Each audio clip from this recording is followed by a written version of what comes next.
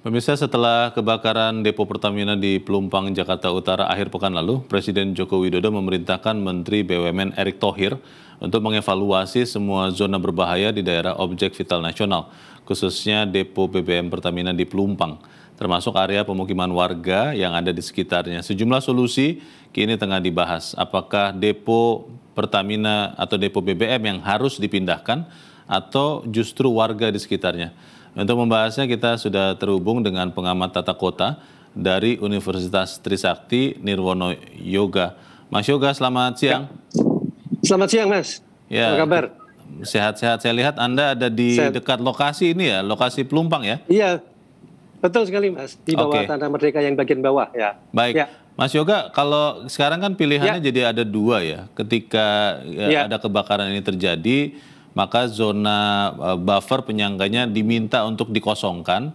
Pilihannya adalah memindahkan depo Pelumpangnya, seperti diusulkan Wakil Presiden, bisa tidak pindah ke Pelindo, atau memindahkan warga di sekitarnya yang tadinya waktu depo ini dibangun belum ada warga. Kalau Anda lihat yang lebih memungkinkan itu memindahkan depo atau orang-orangnya, Mas? Ya, kalau dari kondisi di lapangan sekarang, maka pilihan yang paling realistis adalah tetap mempertahankan depo di lapangan, ya, artinya tetap di Pelumpang ya. Nah, dengan demikian harus diikuti dengan penataan kawasan sekitar Pelumpang, Mas, sebenarnya. Karena kalau lihat strukturnya, sebenarnya secara teknis depo Pelumpangnya kan tidak mengalami kerusakan, tetapi kawasan sekitarnya yang notabene merupakan jarak pengaman atau buffer zone tadi yang perlu dipikirkan ulang tadi, Mas.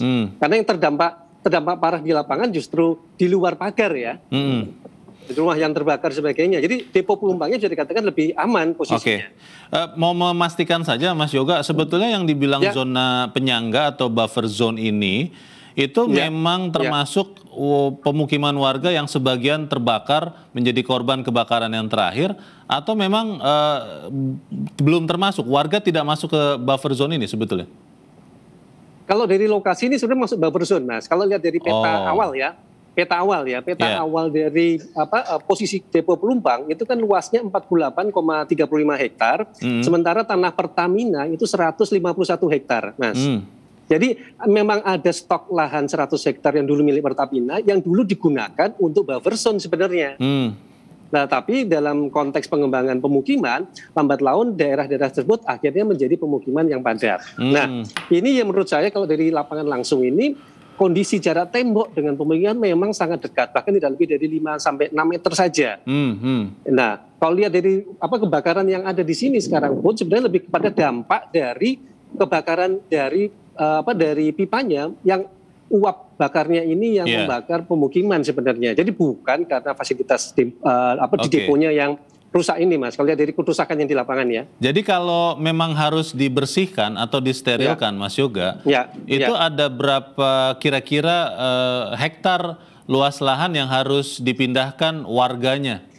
Ya, kalau dari kondisi lapangan sekarang yang terdampak parah nih ya, yang terdampak parah itu bisa dikatakan sekitar ada 10-20 meter dari tembok ya, yang terdampak langsung, yang sebenarnya kondisi ini harus menempatkan diri sebagai jarak aman untuk zona tadi, Mas. Harus masuk ya, kalau dari tingkat kerusakannya. Nah, kemudian tinggal diukur jarak aman yang disarankan mau berapa meter atau berapa lebar. Misal ya, kalau dari kondisi lapangan bisa jadi 50 sesuai dengan pasca 2009 kemarin, atau bisa jadi mungkin 100 sampai 500 meter, Mas, dari jaraknya ini. Karena informasinya di lapangan juga kemarin saat uapnya ya, uap panasnya sendiri itu sampai tercium sampai dengan 1 kilometer, Mas. Jadi kalau lihat dari situ kan tidak tertutup kemungkinan jarak 500 meter sampai dengan 1 kilometer itu yang harusnya dioptimalkan sebagai daerah penyangga atau buffer zone. Ya, kalau pilihannya depo tetap dipertahankan. Baik, kalau itu nanti diputuskan, sebetulnya berapa banyak ya warga yang harus dipindahkan di lahan yang Mas Yoga barusan katakan sekitar 1 kilometer radiusnya itu, Mas? Bagaimana, Mas? Ya, kalau perhitungan kasar di lapangan, kalau kita tarik 500 meter dulu, Mas, tadi ya. Dari 500 meteran itu bisa mencapai kira-kira 1.000 rumah, Mas. 1.000 rumah? 1.000 rumah yang dalam tanda petik dijadikan daerah buffer zone yang kemudian warganya bisa direlokasi di lokasi rusun terdekat ya. Jadi setelah 500 meter ini bisa dibangunkan rumah susun untuk menampung 500 warga atau rumah yang dampak dari relokasi ini, Mas. Kalau dipikiran kisaran di lapangan ya. Artinya gini, Mas, kalau jarak lebarnya mau semakin lebar, taruhlah kalau tadi mau dijadikan 1 kilometer misalnya, maka kan itu harus 2 kali lipat kan, berarti ada sekitar minimal 200 rumah yang harus kemudian dipikirkan untuk relokasi. Jadi lebar jarak ini akan menentukan berapa rumah yang akan direlokasi, berapa rumah unit susun yang akan dibangun, dan berapa lama akan dibangun. Karena kita bicara soal waktu ya, kalau dari kondisi di lapangan. Ya. Ini menarik ketika kita bicara soal legalitas ya. Sebagian orang mengatakan kan ini warga yang datang ke lokasi sekitar karena memang ada daya tarik ekonomi dari Depo Pelumpang, dan akhirnya menjadi legal ketika warga dapat KTP di pemerintahan Jakarta sebelumnya, lalu mendapat IMB juga di pemerintahan Jakarta sebelumnya. Ini sudah berjalan sekian puluh tahun. Artinya kalau nanti memindahkan, maka pemerintah Jakarta atau pemerintah pusat yang melakukan itu satu, Mas. Lalu yang kedua, warga harus dapat ganti rugi atau ganti untung. Betul. Jadi ada 3 yang kami temukan di lapangan. Yang pertama untuk kepemilikan KTP, IMB, dan juga kemudian kewajiban membayar PBB misalnya ya, itu bukan menjadi alat bukti sebagai kepemilikan lahan, tetapi yang jadi patokan adalah kepemilikan sertifikat hak milik, Mas, bukan HGB juga. Surat tanah yang hak milik ya?